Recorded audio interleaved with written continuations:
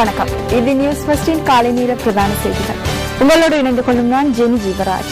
விரிவான செய்திகளுக்கு செல்லும் முன்னர் முதலில் இன்றைய தலைப்புச் செய்திகள்.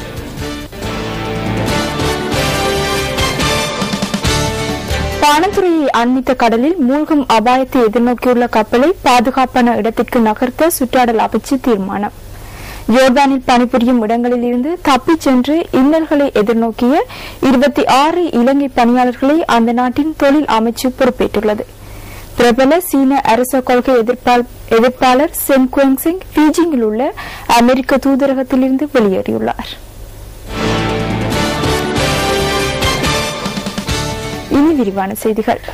பாணந்துறையை அண்மித்த கடலில் மூழ்கும் அபாயத்தை எதிர்நோக்கியுள்ள கப்பலை பாதுகாப்பான இடத்திற்கு நகர்த்த சுற்றாடல் அமைச்சு தீர்மானித்துள்ளது. இது தொடர்பில் நேற்று நடைபெற்ற கலந்துரையாடலின் பின்னர் இந்த தீர்மானம் மேற்கொள்ளப்பட்டதாக அமைச்சர் அனுர பிரியதர்ஷன யாப்பா குறிப்பிடுகின்றார். நீதிமன்ற உத்தரவிற்கு அமைய 4 வருடங்கள் இந்த கப்பல் குறித்த பகுதியில் நங்கூரமிடப்பட்டிருந்ததோடு அதனால் சூழலுக்கும் அச்சுறுத்தல் ஏற்பட்டுள்ளதாக இதற்கு முன்னர் நீதிமன்றம் அறிவித்திருந்ததாகவும் அமைச்சர் தெரிவித்தார். இதன் பிரகாரம் இந்த கப்பலை ஏலத்தில் விற்பனை செய்வதற்கு கடந்த 25ஆம் தேதி நீதிமன்றத்தினால் பிறப்பிக்கப்பட்ட உத்தரவு நேற்றைய தினம் அமைச்சிற்கு கிடைத்துள்ளதாகவும் அவர் கூறினார். சமுத்திரம் மாசடைவதை தடுப்பதற்கான சட்டத்திற்கு அமைய இந்த கப்பலை திருகோணமலை துறைமுகத்திற்கு கொண்டு செல்வதற்கு பணிப்புரை வழங்கியுள்ளதாக அமைச்சர் அனுர பிரியதர்ஷன யாப்பா குறிப்பிடுகின்றார். நீதிமன்ற உத்தரவு வழங்கப்படாத காரணத்தினால் 350 தொன் உராய்வு எண்ணெய் அடங்கிய இந்த கப்பல் தொடர்ந்தும் நங்கூரமிடப்பட்டிருந்ததால் சேதமடைந்துள்ளதாகவும் அமைச்சர் தெரிவிக்கின்றார்.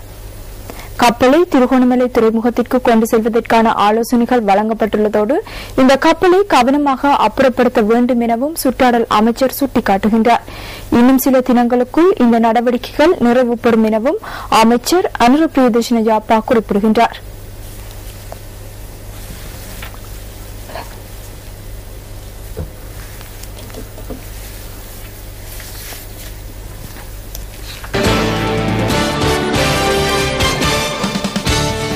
மட்டக்களப்பு மாவட்டத்தில் உள்ள வலையிறவு பாலம் நாளை முதல் 4 நாட்களுக்கு மூடப்பட உள்ளதாக தெரிவிக்கப்படுகின்றது.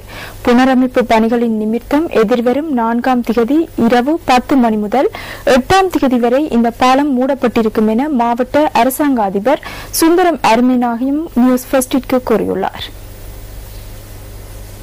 மலையிறவு பாலத்தினுடைய திருத்த வேலை ஆரம்பிக்கப்படுகிறால மே மாதம் 4ஆம் தேதியில இருந்து 10 மணியில இருந்து 8ஆம் தேதி வரையிலான காலப்பகுதிக்கு அந்த பாலம் மூடப்பட்டிருக்கு. குறிக்கப்பட்ட நாட்கள்ல அவர்களுக்கான படகு சேவைகள் ஏற்பாடு செய்யப்பட்டிருக்கு. அதுக்கு மட்டுமல்லாமல் போக்குவரத்து சேவைகள், அதாவது மலையிறவு பாலம் வரையிலான, அதாவது இந்த பக்கத்துக்குரிய சேவைகளுக்காக பஸ் சேவைகளும், அதே போல படகுகளை கடந்து அங்கநகரையிலையும் பஸ் சேவைகள் ஏற்பாடு செய்யப்பட்டிருக்கு.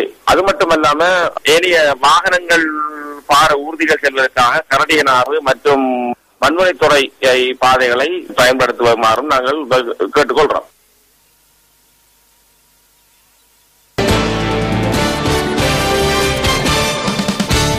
தேசிய மது ஒழிப்பு வாரம் ஒன்றை சுகாதார அமைச்சு பிரகடனப்படுத்தியுள்ளது. இன்று முதல் எதிர்வரும் 9ஆம் தேதி வரை மது ஒழிப்பு வாரம் அமல்படுத்தப்பட உள்ளது.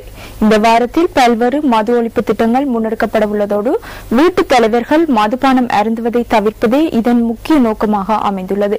மாலை வேளைகளில் தமது குடும்பத்தவர்களுடன் நேரத்தை செலவிடுவதன் ஊடாக மதுபானம் அருந்துவதை தடுக்க முடியும் என அமைச்சு எதிர்பார்த்துள்ளது.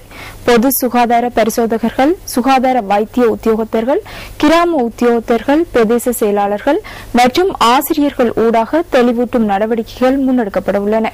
சுகாதார அமைச்சு, இளைஞர் விவகார அமைச்சு மற்றும் கல்வி அமைச்சு ஆகியன ஒன்றிணைந்து மது ஒழிப்பு வாரத்தை அமல்படுத்தப்பட உள்ளது.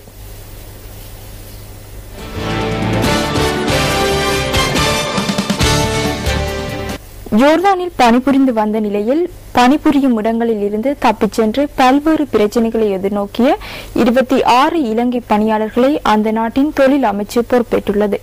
யோர்தானுக்கான இலங்கை தூதரகத்தின் வேண்டுகோளுக்கு அமைய இந்த நடவடிக்கை எடுக்கப்பட்டுள்ளதாக வெளிநாட்டு வேலைவாய்ப்பு பணியகம் குறிப்பிடுகின்றது. பல்வேறு காரணங்களினால் பணிபுரியும் இடத்திலிருந்து தப்பிச் சென்ற 14 பேர் தொடர்பில் தொழில் வழங்குநர்களால் அந்த நாட்டு போலீஸ் நிலையங்களில் முறைப்பாடுகள் முன்வைக்கப்பட்டுள்ளன. இது தொடர்பில் நடவடிக்கை எடுப்பதற்கு சம்பந்தப்பட்ட மேற்பட்ட பணியாளர்கள் போலீஸ் நிலையங்களிடம் ஒப்படைக்கப்பட்டுள்ளதாக வெளிநாட்டு வேலைவாய்ப்பு பணியகம் தெரிவிக்கின்றது. அவர்களுள் 2 தொடர்பில் நிலவிய பிரச்சினைகளுக்கு தீர்வு காணப்பட்டு இலங்கை தூதரகத்திடம் ஒப்படைக்கப்பட்டுள்ளதாகவும் பணியகம் சுட்டிக்காட்டுகின்றது. போலீஸ் முறைப்பாடுகள் முன்வைக்கப்படாத பணியாளர்கள் தற்போது யோர்தான் தொழில் அமைச்சுக்கு சொந்தமான பாதுகாப்பான கட்டிடம் ஒன்றில் தங்க வைக்கப்பட்டுள்ளதாகவும் தெரிவிக்கப்படுகின்றது. மேலும் இந்த பணியாளர்களில் 3 அடுத்த வாரத்திற்குள் நாட்டிற்குள் வரவழைப்பதற்கான நடவடிக்கைகள் முன்னெடுக்கப்பட்டுள்ளதாகவும் வெளிநாட்டு வேலைவாய்ப்பு பணியகம் குறிப்பிடுகின்றது.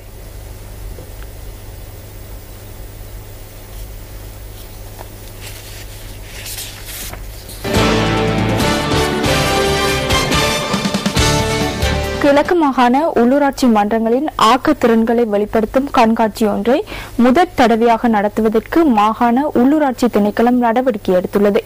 மாகாண மட்டத்தில் அம்பாறை, மட்டக்களப்பு மற்றும் திருகோணமலை மாவட்டங்கள் உள்ளடங்கியதாக மட்டக்களப்பு வெபர் மைதானத்தில் ஜூன் மாதம் முதல் வாரத்தில் இந்த கண்காட்சியை நடத்துவதற்கு தீர்மானிக்கப்பட்டுள்ளது. கண்காட்சி தொடர்பான ஏற்பாடுகள் குறித்து ஆராயும் விசேட கலந்துரையாடல் மட்டக்களப்பு பிராந்திய உள்ளூராட்சி உதவி ஆணையாளர் அலுவலகத்தில் நடைபெற்றது. கிழக்கு மாகாண உள்ளூராட்சி ஆணையாளர் எம் உதயகுமார் தலைமையில் நடைபெற்ற இந்த கூட்டத்தில் கண்காட்சியை நடத்துவது குறித்து விரிவாக ஆராயப்பட்டுள்ளதுடன் தேவையான ஒழுங்குகளும் செய்யப்பட்டுள்ளன. உள்ளூராட்சி மன்றங்களின் பொருளாதார அபிவிருத்தி, மக்கள் பங்கேற்பு மற்றும் ஆக்கத்திறன் வெளிப்பாடு என்பவற்றை கருப்பொருளாக கொண்டு இந்த கண்காட்சி நடத்தப்பட உள்ளது.